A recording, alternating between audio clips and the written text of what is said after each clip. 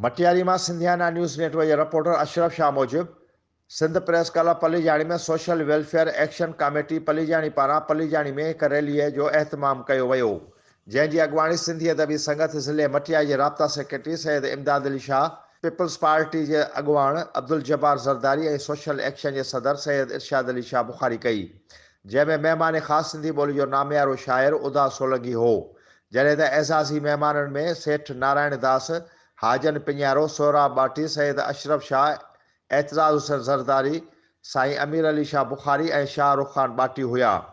जन पंहिंजे ख़िताब में चयो त अॼु समूरी सिंध सकाफ़ती रंगनि खे उजागर कयो आहे।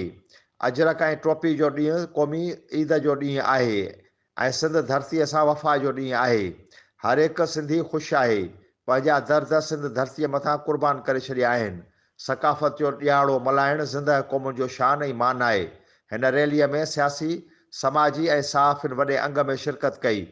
पूरे शहर में रक़्स कंदे सिंध प्रेस क्लब पलीजाणी ते पहुती। आख़िर में सभिनी महिमाननि में मिठाई विराई वई।